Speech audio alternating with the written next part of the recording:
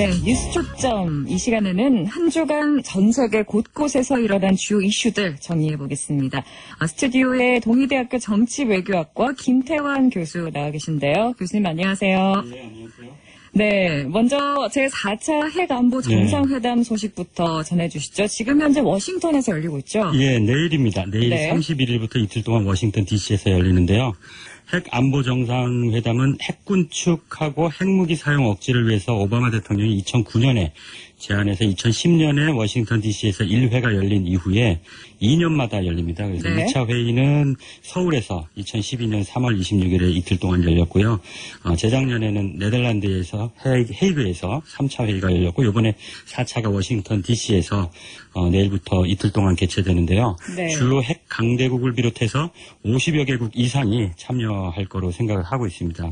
아무래도 이번 회담에서는 4차 핵실험하고 미사일 도발, 북한의 이런 것들이 세계의 관심이기 때문에 북핵 문제가 큰 의제가 될 것 같고요. 그래서 네. 박 대통령도 오늘 출국했습니다. 그래서 미국, 중국, 일본과 양자 정상회담이 예정돼 있는데요. 네. 재미있는 거는 미국, 중국, 일본, 한국이 모두 양자 정상회담을 가질 거라고 보도되고 있는데 중국하고 일본은 양자 정상회담 소식이 없습니다. 그래서 네. 중국과 일본 관계가 냉랭하다는 것을 가늠할 수 있고요. 반면에 한국은 북한 4차 핵실험하고 사드 배치 문제 때문에 중국하고 관계가 냉랭해진 거 아니냐 그런 우려가 있었는데 이번에 시진핑 주석하고 박근혜 대통령이 정상회담을 갖는 걸로 그렇게 돼 있어서 어느 정도 우려를 불식시킬 수 있을 것 같고요. 네. 그리고 미국, 중국 정상회담에서 뭐가 논의될까가 아무래도 관심이 있을 텐데 미국 입장에서는 대북 제재에서 중국이 좀 더 강력한 역할을 해줄 거를 기대할 것 같고요. 그리고 중국은 사드의 한반도 배치에 대해서 좀 반대 의견을 좀 피력하지 않을까 그렇게 생각합니다. 근데 네. 미국은 북한이 계속 이렇게 핵 실험과 뭐 로켓 도발 이런 게 지속하는 한 사드 배치를 양보할 수 없다 이렇게 네. 천명하고 있기 때문에 중국 입장이 조금 난처할 것 같습니다. 네. 다음으로 또 요즘 이 이야기 빼놓을 수가 없습니다. 태양의 후예 지금 다른 네. 난리인데 어떤 내용인가요? 영국 BBC 방송에서요 아주 이례적으로 한류 바람을 이제 보도를 했는데요. 그게 바로 네. KBS 수목 드라마 태양의 후예가 아시아에서 선풍적 인기를 끌고 있다고 이렇게 했는데 네. 관심을 갖고 있는 아시아 각국의 반응이 조금 다릅니다. 중국은 국민들이 너무 과도하게 이 드라마에 빠지는 걸 우려해서 좀 시청을 좀 자제해달라 뭐 이렇게 안내를 할 정도인데 반면에 태국에서는 총리가 직접 좋은 드라마니까 많이 봐라. 네. 그리고 또 이런 좋은 드라마가 제작되면 내가 적극적으로 지원할 의사가 있다. 뭐 이렇게까지 밝히고 있다고 보도되고 있거든요. 네. 그래서 중국 경우에는 KBS하고 동시에 상영되고 있기 때문에 더 열기가 뜨거운 것 같고 이미 인터넷에서 6억 명 이상이 시청한 것으로 그렇게 얘기가 되고 있고요. 아무래도 중국의 NEW, Next Entertainment World라는 제작사가 태양의 후예를 제작을 지원을 했고 또 이미 제작이 다 끝난 상태에서 KBS하고 중국 동영상 매체하고 동시에 방영을 하고 있기 때문에 파급 효과가 더 큰 것 같습니다. 네, 오늘 또 KBS 9시 뉴스에 송중익 씨가 나온다고 하더라고요. 수목 인물이죠. 네. 어쨌든 태양의 후예 요즘 정말 선풍적인 열풍인데 중국에서만 열광하는 게 아니죠? 아까 태국을 언급했죠. 네. 태국 프라윳 차노차 총리가 태양의 후예에 대해서 이렇게 긍정적으로 관심을 가지고 있는 건 아무래도 정치적인 배경이 있다고 저는 생각을 하고요. 네.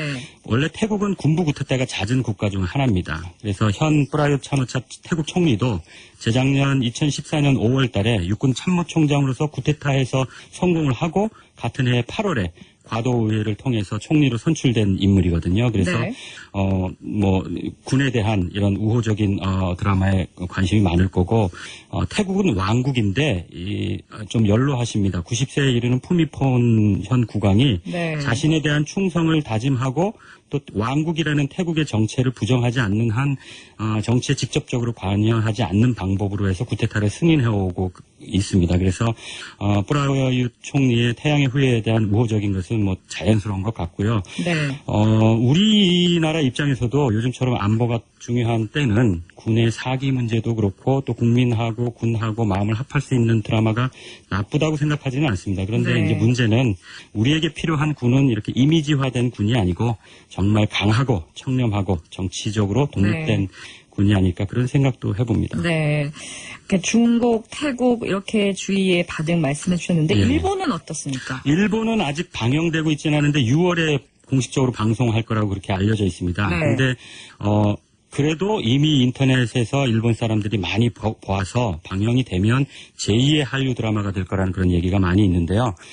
제가 말씀드리고 싶은 건 부인이 열렬한 한류 팬이라고 그러죠. 저기 네. 일본 아베 총리가 태국 총리만큼은 아니라도 태양의 후예에서 많이 기대하고 있을 거라고 저는 생각을 하는데요. 그 네. 이유는 7월 25일에 일본 참의원 선거가 있습니다. 이 참의원 선거에서 자민당이 개헌 의석을 확보하면 헌법 구조, 그러니까 전쟁을 할 수 없다는 그런 지금 현재의 일본 평화 헌법을 개헌을 하려고 하는 일본 아베 정권이 태양의 후예를 통해서 군에 대한 호의적인 이미지와 또 애국심이 많이 고취된 일본 어떤 국내 여론이 우호적일 거라고 판단을 해서 아마 아베 총리가 기다리고 있지 않을까 그런 생각을 합니다. 실제로 어제 집단 자위권 행사가 실질적으로 국내법으로 정식 발효를 했습니다. 네. 그래서 만일에 7월 참의원 선거 이후에 아베 총리가 개헌에 성공하면 일본은 명실공히 전쟁을 할 수 있는 그런 국가가 되기 때문에 일본에서 새로운 한류 드라마가 등장한다는 거는 환영할 거지만 항상 그런 데는 그림자도 있다는 거를 생각해야 될 것 같습니다. 네, 이 집단 자위권 행사 두고 뭐 항의 시위도 있고 우려의 목소리가 있던데 이 한류 드라마를 두고 또 이런 이면이 있을 수 있겠네요. 네. 네, 또 중국의 100위안짜리 신권을 지난해 발행을 했는데 네, 벌써 위조 지폐가 발견됐다고요? 그러니까 위패도 참 빠른데요. 문제는 이 위조 지폐가 북한에서 제조됐다는 그런 의혹을 받는 거거든요. 네. 대만에서도 뭐 중국 위패가 제조된다는 얘기도 있는데 네. 근본적으로 북한에서 제조됐다 그러면 좀 얘기가 정치적으로 다릅니다.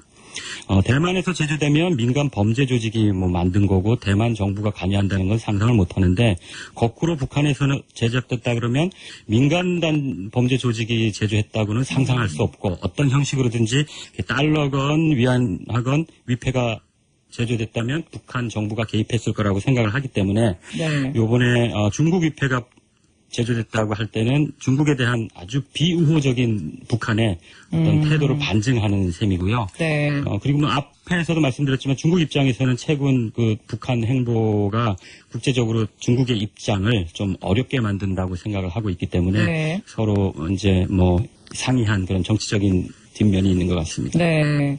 최근 탈북 여성이 이례적으로 북경에서 기자회견을 가져 관심을 끌게 됐는데 여기엔 또 어떤 의미가 담겨 있을까요? 그러니까 북한이 중국 위조 지폐를 만든다는 것은 중국에 대한 북한의 비우호적인 태도라고 생각을 할 수 있고요. 네. 탈북자가 북경에서 이례적으로 기자회견을 갖는 건 반대로 북한에 대한 비우호적인 중국의 어떤 행태라고 그렇게 이해할 수 있는 거거든요. 네. 근데 여기서 유심히 봐야 될 거는 북중 관계가 이렇게 냉랭한 모습을 보인다고 해서 근본적으로 양국이 서로 등지는 그런 일이 그렇게 쉽게 일어나지는 않는다는 거거든요. 네. 왜냐하면 국가 간의 관계는 어떤 지도자나 국민 여론에 의해서도 영향을 많이 받지만 그것들이 국가 간의 관계를 이렇게 180도 바뀌게 하려면 상당히 지속적으로 그런 일들이 일어나야 되고 또 국가 간의 이해관계 자체가 구조적으로 이렇게 변해야 되거든요. 네. 예를 들면 한미 관계가 주한미군 범죄나 아니면 무역 갈등 때문에 상당히 냉랭해지는 때가 종종 있습니다. 그렇다고 해서 한국과 미국이 등질 거라고 생각하기는 쉽지 않거든요. 네. 마찬가지로 한일 관계도 마찬가지입니다. 위안부 문제나 역사 교과서 독도 이런 것 때문에 양국 관계가 상당히 냉랭하지만 그렇다고 해서 궁극적으로 양국이 등질 거라고 생각하는 것은 좀 섣부른 거거든요. 왜냐하면 양국이 갖는 경제나 안보적인 면에서 서로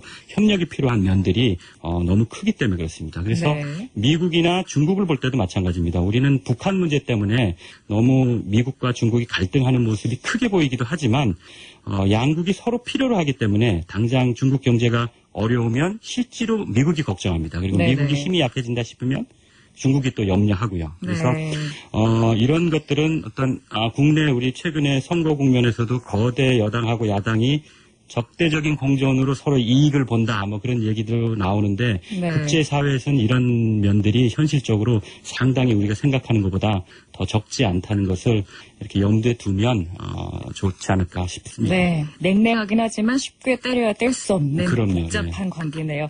세계 이슈들 오늘 살펴봤는데요. 말씀 감사합니다. 예, 감사합니다. 네, 동의대학교 정치외교학과 김태환 교수와 얘기 나눴습니다.